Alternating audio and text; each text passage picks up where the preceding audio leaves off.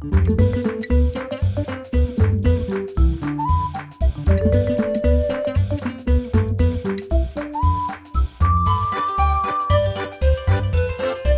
amigos, ¿cómo están? Hope everybody's doing well. It's me, Danny Evans, your profesor de español.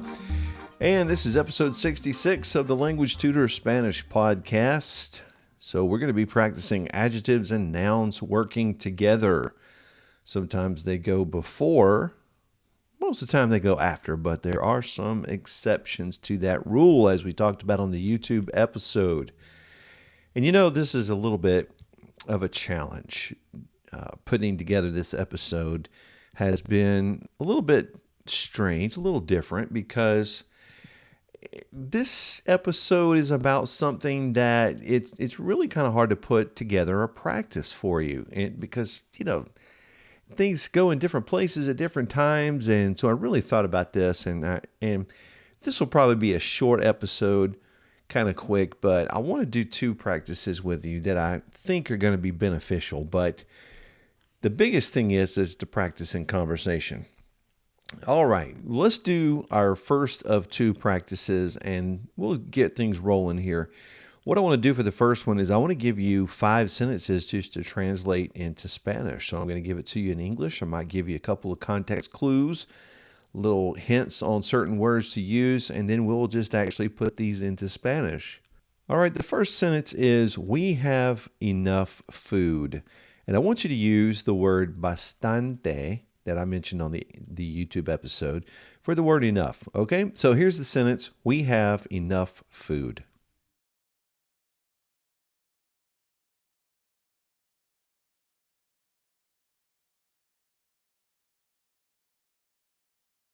And that should be, nosotros tenemos bastante comida. Nosotros tenemos bastante comida.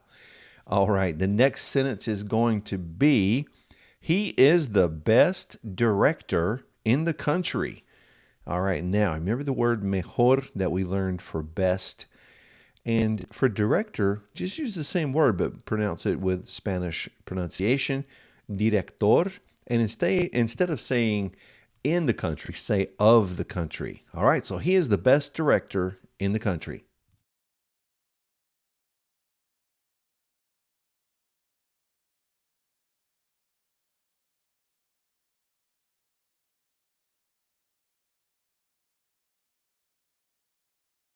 And that should be, él es el mejor director del país, of the country. De plus el equals del. So, él es el mejor director del país. All right, the next sentence is, they are the worst players on the team. That's not very nice to say, right? But remember, the worst is peor, and we're talking about more than one person here. So you got to make that plural. Everything's got to be plural. So they are the worst players on the team.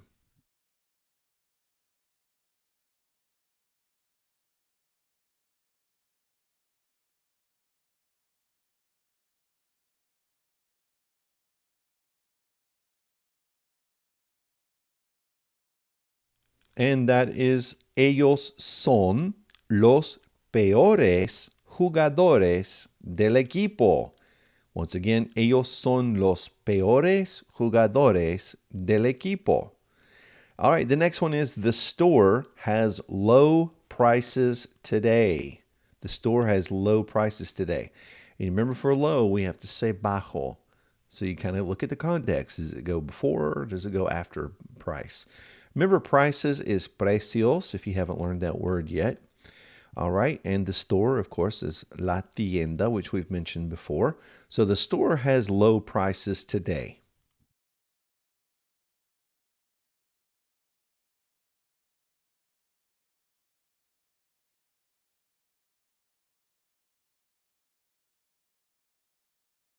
And that should be, la tienda tiene bajos precios hoy. La tienda tiene bajos precios hoy. All right, let's do one more sentence translation, and that is, the short man wears small clothing. Now, for small, we're going to use pequeña. For clothing, remember, in general, that's ropa in Spanish.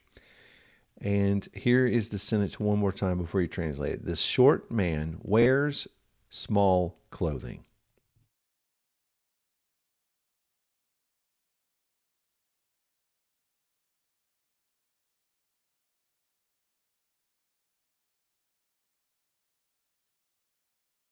And that should be el hombre bajo usa ropa pequeña. El hombre bajo usa ropa pequeña. All right, guys, and that wraps up practice number 1. Now, for our second practice, I want to ask you, is it before or after? So we're just going to simply answer before or after. I'm going to read a sentence in English. Now, what I want you to do is think about if I were to put this into Spanish, would the key word go before the noun or after the noun?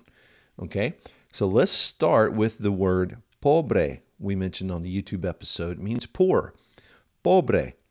All right, now, so think about the word poor in this sentence, and it's going to be talking about poor people. So think about if you put it into Spanish, would it go before people or after people? Okay, so that's kind of how this is going to go. All right, so pobre is the word poor that we're focusing on, and here's the sentence. Those poor people lost their homes in the flood. Those poor people lost their homes in the flood. Would it go before people or after?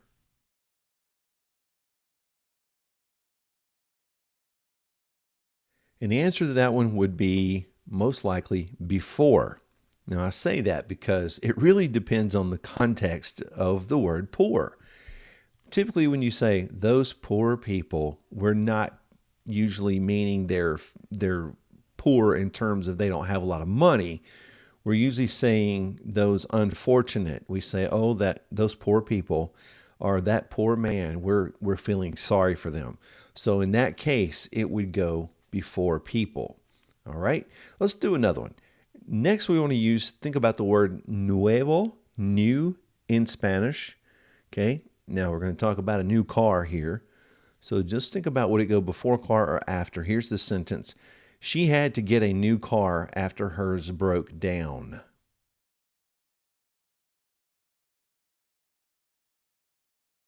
Okay, in this case, most likely it's going to be before because we're talking about a car that is new to her. If it's just new to her, it's not newly made. It's just new to her. We're probably going to put it before car. So nuevo carro. All right, the next one is the word cierto. Cierto, we mentioned it on the YouTube episode. And it can either mean certain or true. So depends, which one you're saying depends on whether it's going to go before or after the noun. So just think about what it would be in this sentence. He will give a very true response.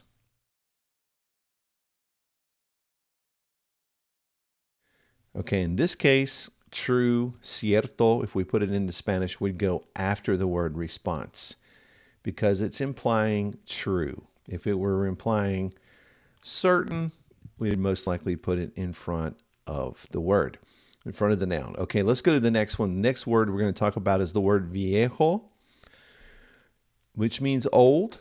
Okay, so we're going to talk about our old boss here. So would it go before boss or after boss? I saw my old boss the other day. Okay, before or after?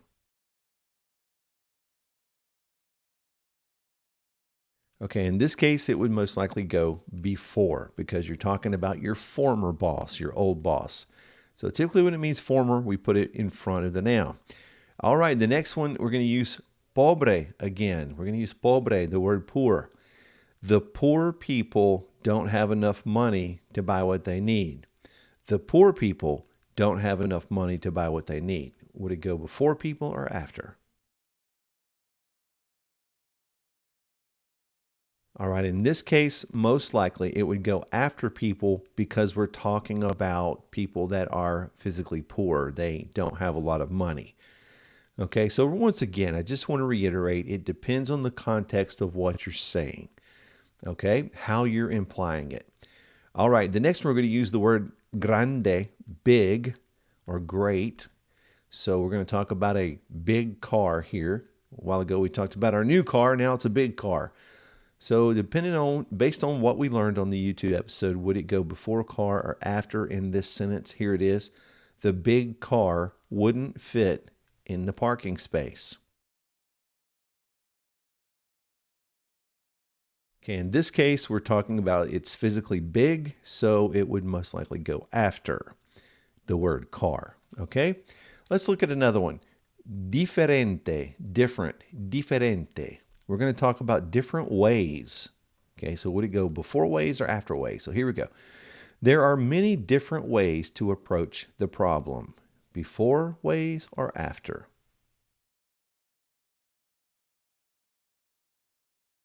All right, in this sentence, most likely we would put it before the word ways because we're just implying a lot of different ways. We're saying various. So that's really probably most likely we would be saying diferente in front of ways because there are various. Okay, we've got just about 3 more we're going to try. The next one, we're going to go back to that word cierto, cierto. We're going to talk about a certain house, okay? So would it go before house or after? They saw a certain house they really liked. Before house or after?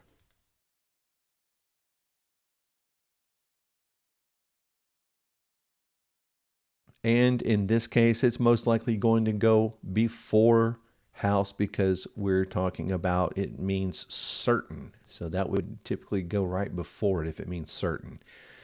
Okay, the next one's going to be diferente again. We're going to go back to that word.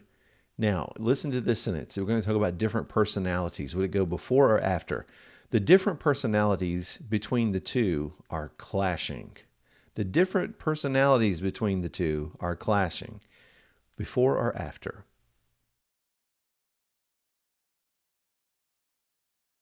Okay, most likely we would put different after personalities, okay, because they're just not saying various, we're just saying these are just very different from each other.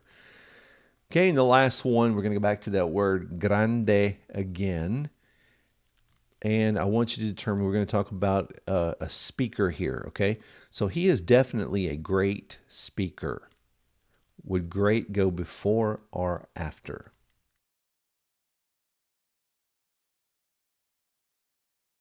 And it would go before the word speaker because we're not implying grande in a big way. Something's physically big, but we're talking about in a way that is implying great, outstanding. And we would also make it gran before the word speaker because when we put it before, it usually becomes gran. All right, guys, and that kind of wraps up this practice today. It was short and simple. And really, this is one of those things that you just have to practice and you really start to understand the context of what you're saying. And that helps you to make those decisions more quickly in the future as you begin to speak Spanish more fluently, which I know you can. Shoot me an email at DannyEvans3371. Let me know how you're doing with your Spanish adventures, how you're doing with your learning. And guys, I wish for you and your families paz y bendiciones, peace and blessings. And I will see you next time on the Language Tutor Spanish Podcast. Hasta pronto.